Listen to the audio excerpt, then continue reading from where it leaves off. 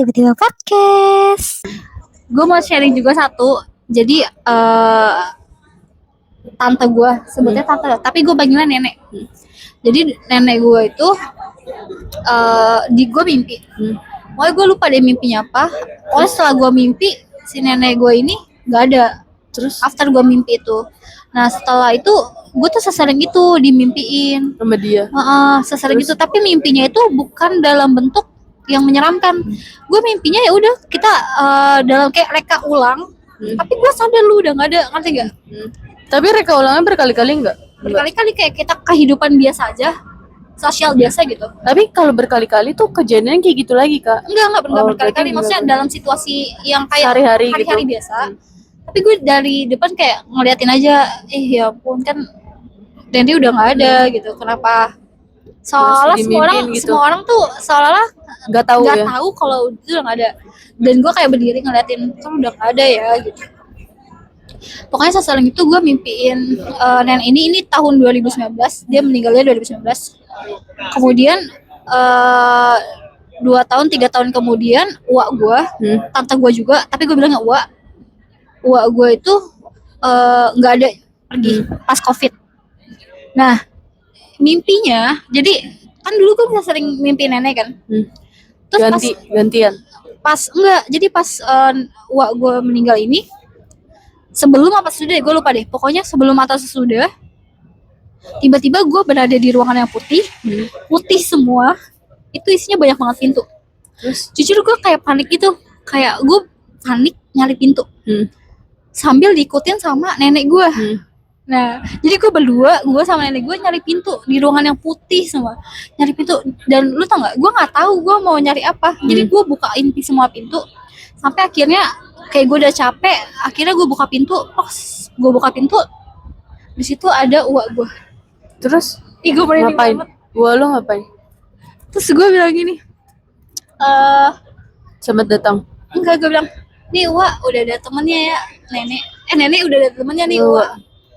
Sekarang udah ya berduaan aja. Terus kayak Anjir, anjing gue gemeteran merinding. nangis gitu. Terus kayak udah ya, sekarang udah ada temennya, tahu nggak? Terus tahu kan dia udah tua nih dua-duanya. Itu tuh kayak muda banget. Oh, balik lagi ke muda. Iya, balik muda, cakep. Iya ampun, kayak gue kayak melepas mereka berdua gitu loh. Nih udah lu berdua nggak kesepian lagi kan gitu. Oh, berarti tuh terus habis itu lo nggak pernah mimpinin nenek lo Dan lagi? sampai sekarang gue nggak pernah mimpiin mereka berdua lagi. Berarti mungkin di situ lo jadi Perantara nggak sih? iya, perantara. Terus sebelumnya tuh lo jadi temennya dulu, anjir, Kak. Temennya karena orang yang paling deket sama nenek gue itu adalah mak gue. Oh, mak lu. Tapi mungkin juga dia kayak pengen kasih kisi-kisi juga sebenarnya tuh. Kisi apa nih? Kayak apa ya, misalkan dia kangen juga nggak sih? Butuh temen juga sih, nggak tahu juga. Tapi iya, gue kangen sering juga itu mungkin bisa. dimimpiin dua orang itu, kayak kadang nenek si nenek itu sih yang lebih sering gue mimpiin, karena kan sebelum gue meninggal kan nenek duluan yang meninggal.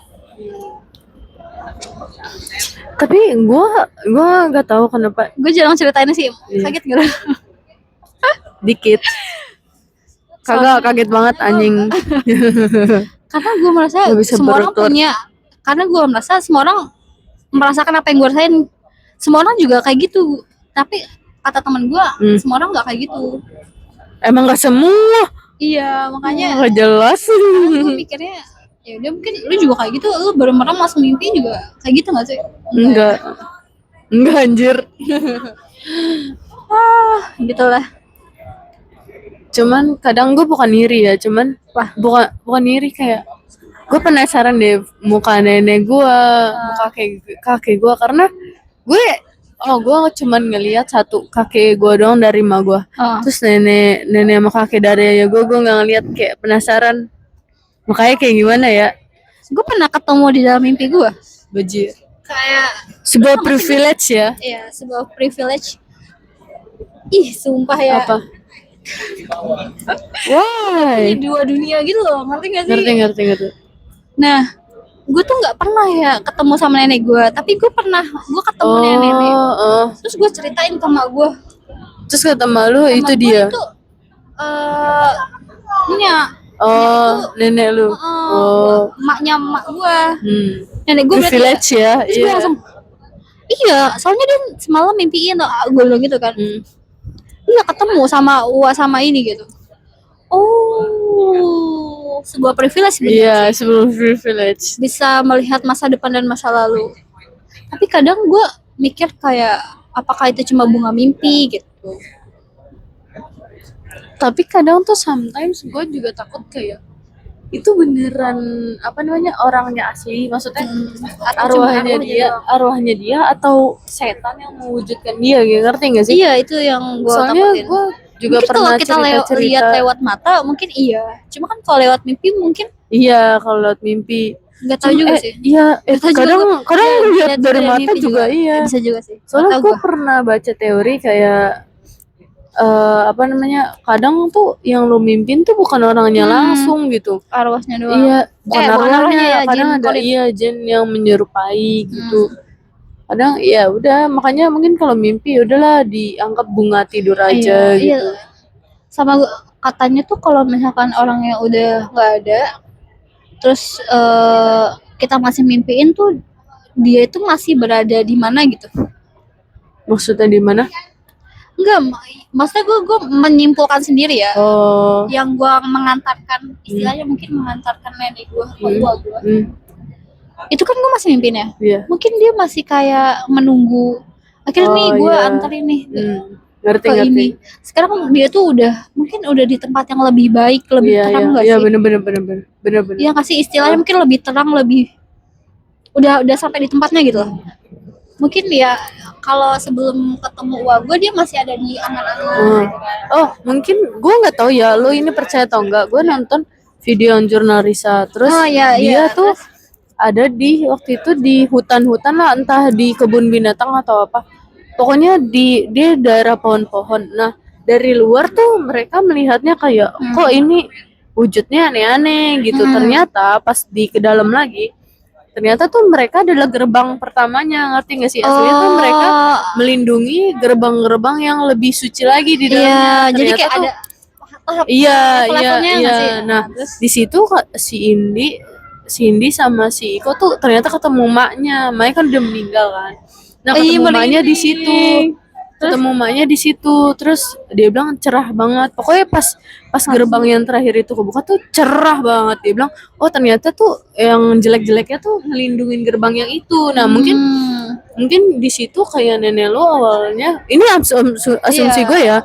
Mungkin nenek lo kita nggak tahu cuma asbun aja gitu. Terus mungkin nenek lu di situ masih berkeliaran, mungkin karena nunggu temen apa gimana gitu. Nah kayak masih pas lu udah ada, mungkin yang lu bilang cahaya putih itu mungkin lu menghantarkan dia ke tempat bukan yang cahaya itu masih kecil, ruangan putih yang serba putih dan di situ banyak pintu. Nah di situ mungkin lu menghantarkan lu ke tempat yang gue bilang tadi, yang kumpul itu, maksudnya yang pas di tempat ketemu gitu suci itu ya, mungkin udah di tahap itu kali ya. Kalau gue rasa ya mungkin yang udah di tahap itu tuh kayak apa, udah tenang gak sih? Iya udah tenang, mungkin udah didoain keluarganya, bukan dibilang udah nggak ada dosa ya. Itu kan nggak tahu kan, Tuhan juga, bukan Allah juga, mungkin dia udah banyak terima doa, udah apa namanya, mungkin jalan itu terang. Iya udah dikasih jalan, udah dikasih tempat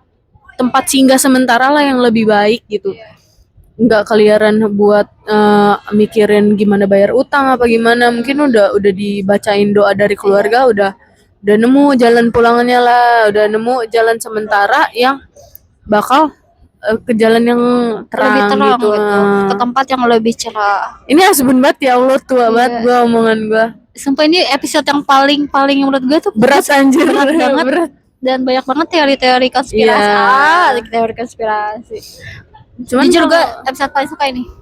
Cuman kalau ada orang yang nggak setuju nggak apa-apa ya. Ini mah cuman pemikiran liar kita. Terus kalau untuk orang yang bilang itu mitos ya udah nggak apa-apa. Itu kan pendapat kalian masing-masing gitu. Karena ini apa yang gue alamin sendiri. Iya. Bahkan mungkin ada orang tuh yang sampai nggak mau nerima gitu kayak lu apa sih, omongan lu aneh tuh, gitu. Iya, omongan lu tuh kayak nggak apa, sekarang dunia udah canggih gitu, lo nggak bisa di pemikiran itu terus, ya udah nggak apa-apa gitu. Lu tau nggak, gue pernah dikatain sakit tau. Jadi gini ceritanya. Pas gue ini cerita terakhir ya sebelum kita tutup. Jadi waktu itu gue kuliah kan, terus gue magang. Nah jadi pas sebelum gue masuk hari pertama itu gue mimpi. Terus Nah mimpi gue sering terjadi kayak gini sih. Gue mimpinya gini. Jadi gue diangkot, terus gue turun. Nah di dalam mimpi gue, di dalam pas gue sadar nih kejadian, di mimpinya itu sama kayak di kenyataannya itu sama kayak kayak mimpi. diangkot. Terus pas gue lihat ini, bentar nih. Ini kayak di mimpi gue. Terus kayak oke, bentar lagi orang ini bakal turun. Orang itu bakal turun. Iya, Nah, terus dia kayak ini sama banget kayak di mimpi gue. Terus kayak oke, bentar lagi orang ini kayak gini. Terus gue kayak gini, bentar lagi gue nengok ke arah sini. Karena gue udah tahu alurnya. Iya, ngerti. Nah, tapi kalau bisa inget sebanyak itu gitu. Soalnya gue inget pun nggak banyak, ngerti nggak sih? Kayak cuman beberapa part, tapi sedikit banget, nggak sebanyak itu. Karena ya nggak tahu sih. Gue inget kayak oke, bentar lagi bakal ada kejadian ini. Tapi itu terlalu banyak anjir menurut gue ya. Soalnya gue ingetnya cuman dikit gue duduk di sini, set udah gitu kayak dejavu dikit udah ya? gitu doang. Kalau ini mungkin tahapnya bukan dejavu lagi, tapi udah lu lebih ya kali ya. Inget kalau ini tuh yang ada di mimpi lu. Iya. Gitu. Ngerti. Terus di mimpi gue tuh gue ketemu sama orang. Nah terus akhirnya pas gue datang ke tempat magang gue. Terus gue bilang, anjir ini orang yang gue mimpiin. Terus ini gue ketemu lu di mimpi gue. Nah terus tiba-tiba gue nggak tahu sih, gue emang orangnya oversharing kan. Gue bilang lah sama mentor gue. Terus orang yang gue temuin di dalam mimpi, gue bilang, Pak, saya pernah ketemu Bapak tahu. Terus dia bilang, ketemu saya di mana? Di mimpi saya. Terus gue nggak tahu ya, mungkin itu jokes, mungkin mereka tuh bilang itu jokes. Terus Tapi gue serius nggak saya ketemu Bapak di mimpi saya, dia bilang. Tapi semua orang tuh pada ketawa gitu, dikiranya gue ngejokes kan. Terus Sampai tapi pokoknya gue cerita, iya Pak saya ketemu, gue ceritain lah mimpi gue ke dia. Terus Lu tau gak dia bilang apa? Kamu tuh mirip mantan saya. bejir. Sama persis kayak mantan saya. Dia bilang kayak sama, mungkin punya cerita-cerita kayak gitu, bla bla bla gitu. Terus lu tau gak? Kamu tau gak? Ya kayak gitu tuh sakit tau. Tapi konteks sakitnya tuh dia ngatain lu gila apa emang? Maksudnya punya sakit mental gitu.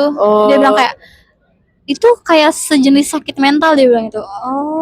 Gue kayak mungkin iya kali ya Pak, gue bilang gitu kan. Tapi dia berarti mikirnya lu sama mantannya tuh bukan konteks muka, bukan konteks punya kepribadian atau hal yang kelebihannya tuh sama gitu.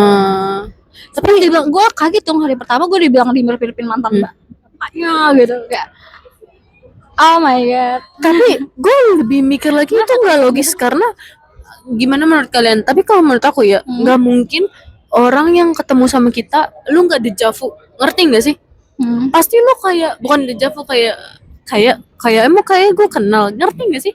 Pasti gue kadang kalau ketemu orang nih misalnya kayak mukanya kayak nggak asing, setiap saat gue ketemu orang kayak pasti gitu ya, kayak setiap nggak gue gituin, cuman dalam hati gue mukanya kayak nggak asing gitu setiap saat, bukan bahkan menurut gue setiap pertemuan gue di hidup gue kayak mukanya kayak nggak asing, kayak pernah lihat. Gak mungkin orang ngomong kayak gue nggak kenal sama lo, maksudnya mukanya nggak kayak asing gitu. Gak mungkin sih kalau menurut gue. Pasti dia ada part-part kayak muka lo nggak asing, gak mungkin kayak nggak muka lo asing banget gitu, nggak mungkin anjir. Lu tau nggak kenapa gue masih inget itu mimpi dan gue inget bapaknya? Kenapa?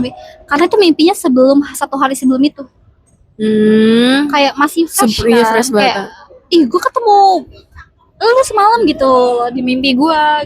Tapi gue nggak logis itu bapaknya kayak apa ya? Maksud gue lu gak usah nanggepin lu sakit gitu, udah diam aja. Enggak, dia kayaknya itu sakit deh gitu, bukan bukan ngiranya kayak misal menuduh gue sakit gitu, tapi itu kayaknya salah satu cuman kan menurut gue pasti lu sebelum ketemu orang lu merasa mukanya nggak asing, nggak mungkin anjir. Bahkan gue Enggak, kayak gue kan cerita. iya, Pas maksudnya Renan dia mimpiin nggak bapak, logis. bla, bla, bla, bla, Iya, gitu. maksud gue nggak logis kayak lu baru pertama kali Iya sih. terus ngomong ke arah sana. Pokoknya menurut gue semua orang pasti bakal mikir ketemu orang baru pasti dia bakal mikir mukanya nggak asing, pasti nggak Iya mungkin sih. nggak. Soalnya bukan sebenarnya permasalahannya bukan karena gue mimpiin dia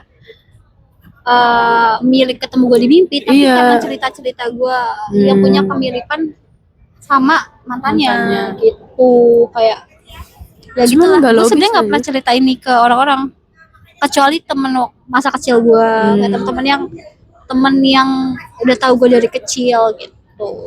Cuman nggak logis jir, bener-bener nggak logis, gak bisa gue bisa terima anjing. Pokoknya terima kasih buat teman-teman yang udah nonton. Ini episode terlama, kayaknya bakal gue upload 2 video ya pastinya.